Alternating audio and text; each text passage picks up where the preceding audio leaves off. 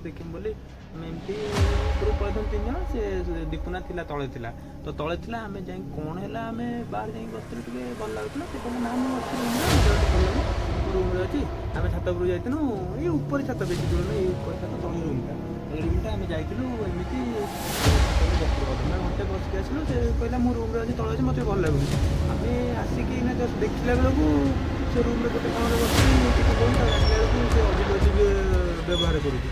ଆମେ କ'ଣ କରିବୁ ଲାଗି ଲାଷ୍ଟକୁ ପଳେଇ ଆସିଲୁ ବାହାରକୁ ଆସି ଆମେ କହିଲୁ କେହି ବିଶ୍ୱାସ କରିବେ ନ କରିବେ, ସେଇଥିପାଇଁ ଭିଡ଼ିଓଟା ବନଉଛି। ସମସ୍ତେ ଦେଖିକି ପ୍ରକୃତରେ ସତ କି ମିଛ ଏଇଟା ଭିଡ଼ିଓଟା ଜଣାପଡ଼ିବ।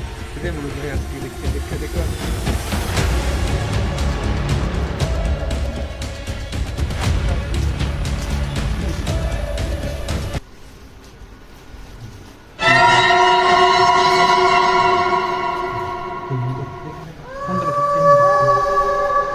ଦୀପୁନା ମୁଁ ଡାକୁଛି ଭାଇ, ଦେଖନ୍ତୁ ସେ କ'ଣ ଶୁଣୁନି। ଦୀପୁନା ଦୀପୁନା ଦୀପୁନା ଦୀପୁନା ଦୀପୁନା ଏମିତି ହିଁ ବିହେଭ୍ କରୁଛି।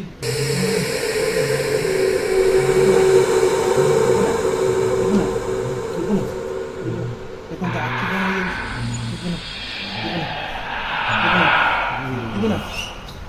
କ'ଣ ହେଲା?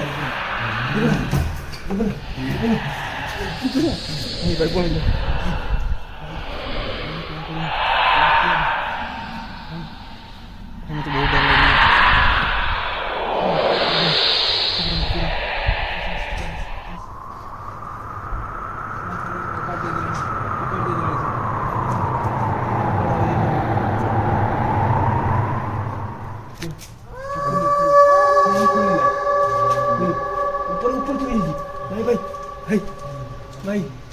भाई दीपुना